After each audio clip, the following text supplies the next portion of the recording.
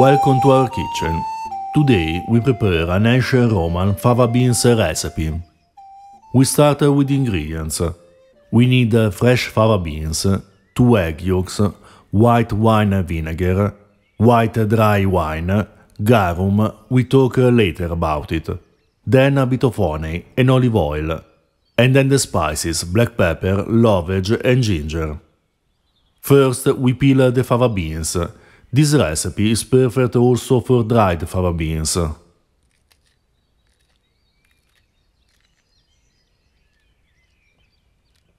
Now we cook the fava beans until they are tender. If they are a little overcooked, it's even better. We'll have to coarsely mash them later. Meanwhile, we prepare the sauce. We grind in the mortar black pepper and lovage.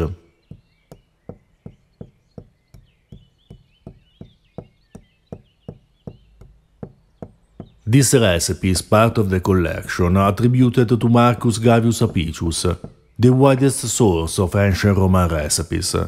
The author suggests this recipe for both fava beans and peas.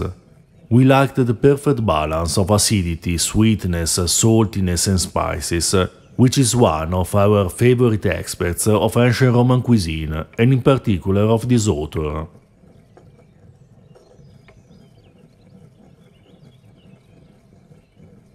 Now we add the ginger, peeled and minced.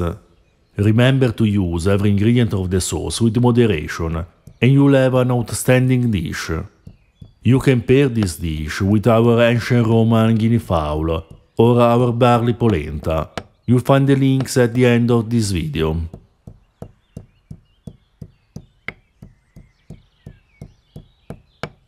Then we add the boiled egg yolks.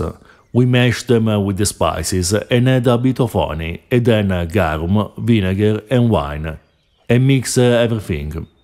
Garum is pretty salty, you can add a little at a time, taste the sauce and add more if needed. Garum was a fish sauce widely used in ancient Mediterranean, made with fish and salt and sometimes with spices. Some types of garum were made in the same way as modern-day Southeast Asian fish sauces, and you can use them to substitute it. Now we add a bit of olive oil and mix.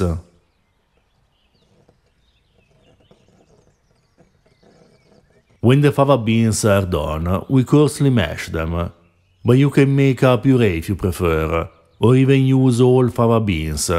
You'll have a delicious dish anyway. Now we place the sauce on the fire. As soon as it starts to boil, it's ready. We mix the mashed fava beans with the sauce and plate. This dish, with its perfect balance, enhances the flavor of this often forgotten legume that was widely used in ancient Roman cuisine.